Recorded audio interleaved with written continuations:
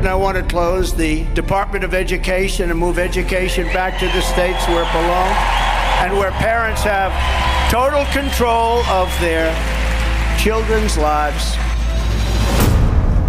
Hey, what's popping, everyone? Welcome to What's Popping. Today, we're covering one of the hottest topics, President Trump's latest education policies. So, Trump's back in office, and he's wasted no time shaking things up, particularly in education. His administration is looking to decentralize control by shifting more power from the federal government back to the states, giving them greater freedom in setting educational standards. This could mean that states have more flexibility to shape their schools' priorities. Supporters of this approach believe it will lead to a more personalized education that caters to each state's needs. However, critics worry that this approach could lead to unequal education quality, depending on where students live. Now, one of the biggest pushes is around parental rights. The Trump administration wants parents to have a stronger voice in how and where their children are educated. This includes expanding school choice, which means allowing public funding to follow students to private, charter, or even religious schools.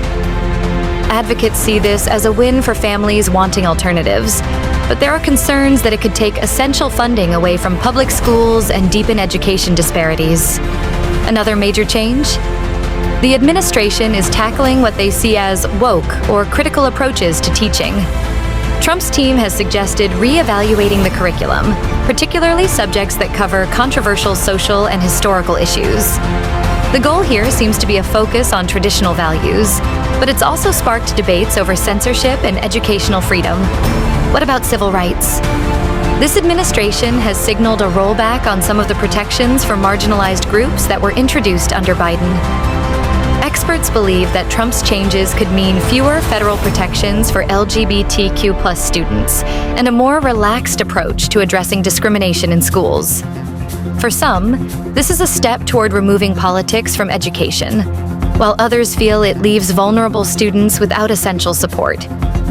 Overall, Trump's education policies reflect his broader political goals: less federal oversight, more state control, and an emphasis on traditional values.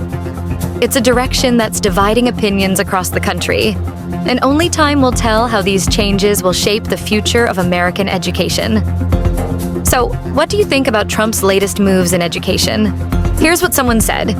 If the U.S. Department of Education were abolished and states were left to directly implement their own teaching practices, there would likely be significant consequences. While some argue that local control could allow for more tailored education, the drawbacks are hard to ignore. One of the biggest issues would be the wide variation in education standards across states. Without federal oversight, some states could have much stronger education systems than others, leading to inequality in educational quality. Wealthier states could afford to invest more in their schools, while states with fewer resources might struggle, widening the education gap for students in lower-income areas. This could make it harder for all students, no matter where they live, to have access to the same opportunities. Additionally, the loss of federal funding could hurt schools that rely on grants and support for low-income students, special education programs, and other crucial services. The Department of Education currently distributes billions in funding to support areas like these. And without that funding, many districts could find it difficult to maintain essential programs. Another concern is the potential for more politically driven curricula. States would have complete control over what is taught, and this could lead to curriculums reflecting local values or political beliefs, which might not fully prepare students for a diverse, interconnected world. This could also make it difficult for students in different states to have access to similar educational content, especially in subjects like history, science, and civics.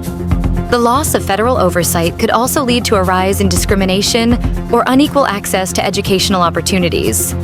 For example, the Department of Education enforces laws like Title IX and the Individuals with Disabilities Education Act, IDEA, which ensure equal treatment and opportunities for all students, regardless of gender or disability. Without this oversight, students in some states may not be given the same rights or opportunities.